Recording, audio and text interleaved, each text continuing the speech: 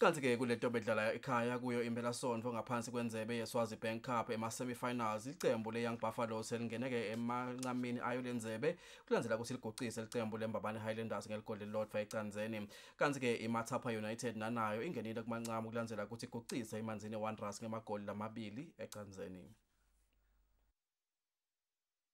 iMbabane Highlanders letholene neYoung Buffaloes timfuthi ibhedzela usuka umdlalo nakalivalela ikhathi phiwe kuhle Dlamini. Emva kwalelo goli umdlalo ukhombe kuba ngilolingene ngemathuba lathole ngilamacembu kepha kuphela isigaba secala selokhu iBuffalo ihamba ngegoli linye ecanzeni. Esigameni sesibili timfuthi icubeke njalo njengasesigameni sekucala lapho lamacembu akhe khona emathuba ahluleka kepha kwasebentisa ikakhulu iMbabane Highlanders lebenala ngcono emathuba. Umdlalo waphela ngalo ligoli linye ecanzeni yanqoba ngalo lelilodwa ligoli iYoung Buffaloes. Kanti kulomnye umdlalo iqembu leMathapha United lishaye iManzini Wanderers ngemagoli lamabili ecanzeni ngemagoli aDennis Masina kanye naSibonelo Dlamini. iYoung Buffaloes ayitotholana nelicembu leMathapha United emancama lenzebe ngelanga lelisatobeko.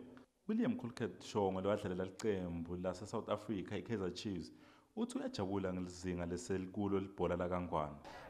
Standard sebhola lokumqoka kakhulu engikubonile mina ukuthi standard sebhola siyakhuphuka nawubuka iclub njengeMathapha United le formation just recently and he compared to the way they were doing very impressive. You couldn't see the difference between a club lega Premier League na lega First Division and it was impressive for me to see.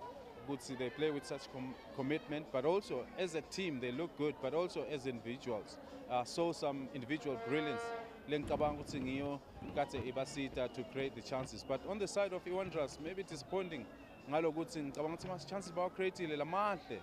Coach nje ubonile ukuthi inhlanhla beyingekho kahle. Ngicabanga ukuthi maybe coach nanga sebenda ukuthi at least abasithe ukuthi badlali babe composed nabase boxing. Noma ngilokuthi they were trailing for a long time. And as a result, the anxiety started creeping in. Because nesikhathi bese sibampintsha.